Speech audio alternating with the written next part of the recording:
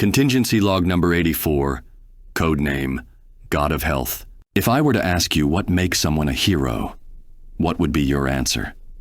Some of you may think it's someone who faces evils without a moment's hesitation, throwing themselves in front of live munitions so that an innocent person won't have to, battling giant monsters on a weekly basis, facing against multiverse-level threats, or maybe teaching people how to spell.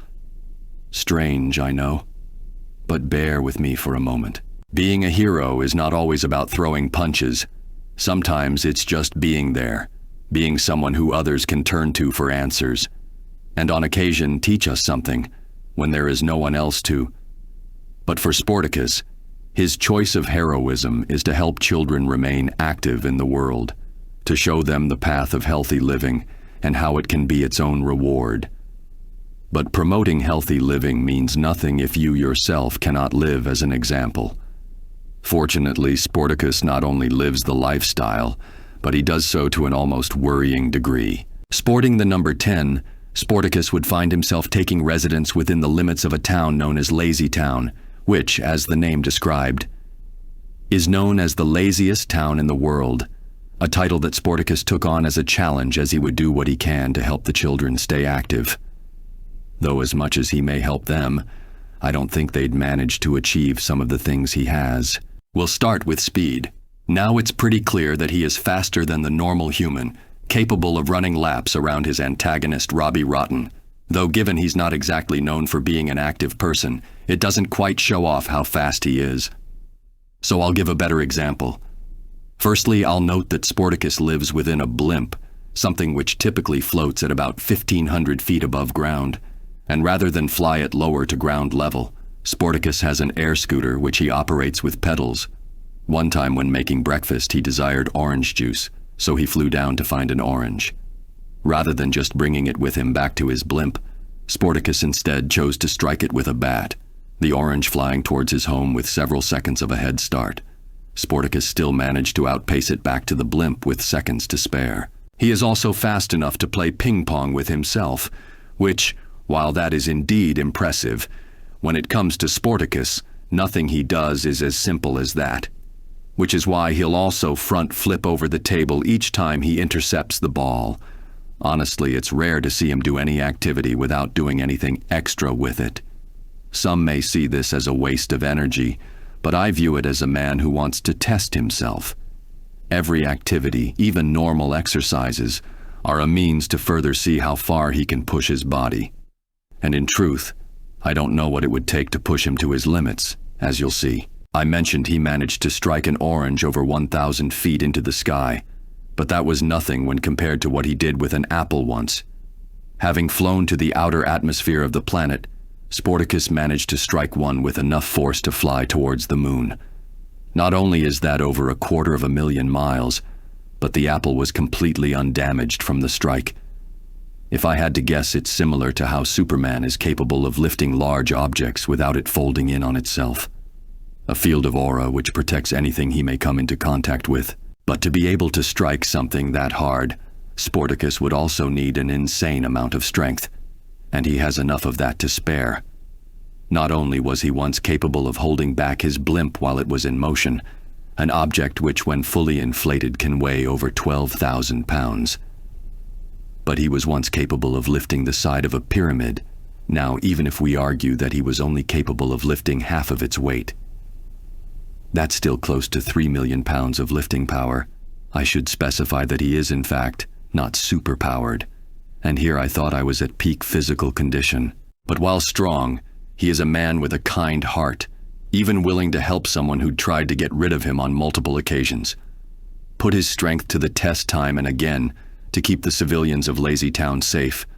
But he does more than that. He is an active part of their lives, always willing to spend time with the children, not just helping them stay in shape, but also helping create memories they'll cherish, as well as teach them lessons that'll hopefully carry into their adulthoods. And with luck, they'll be able to pass on their teachings to the generation after that. More than a hero, he is a symbol. Kind of reminds me of someone. As with any symbol, we all dread the idea that they could fall to the dark side, Having someone you look up to suddenly shatter your worldview is never easy. But I'll do this not as a desire, but as a necessity, saving the children from watching their hero fall.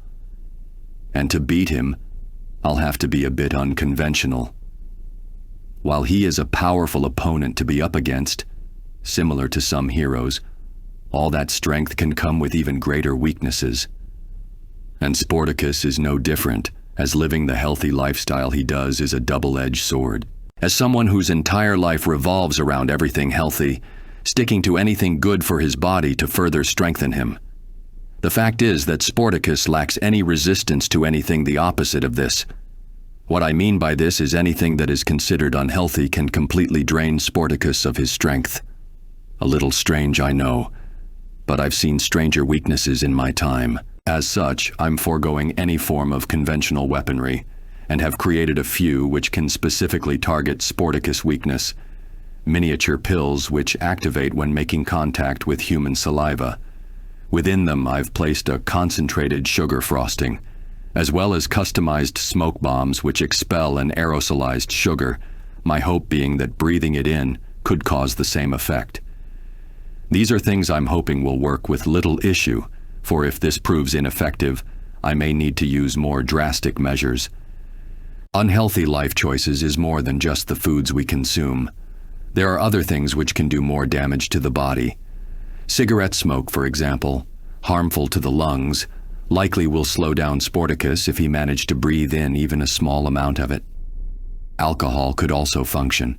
As someone who likely remained hydrated, I could lace some of his drinks with a small amount of it. Truth be told, I'm not proud of these choices. Someone who dedicate his life to being healthy only for me to undo it. It doesn't feel right. I'll find other means to counter him, doing everything I can if it means I don't have to resort to this. But sometimes we need to make decisions we'll regret if it's for the greater good. That all said, I'm not leaving it at that. Making a contingency is one thing, but I can't leave things as they are now. I am currently preparing my argument for the next Justice League meeting, where I will nominate Sportacus to join us. As someone who has proven not just his physical abilities, but also his purity of heart, I'm sure I'll have little issue arguing my case. He is someone who I'm sure will be a good influence not just for the Justice League, but for the world at large as well. After all, the world could never have too many good influences in it. If you also have a character you wish for me to cover, or just want to support this channel, I'll have a link to my Ko-fi page. There will also be a Google Doc with the list of characters who have ever been done or already commissioned by others.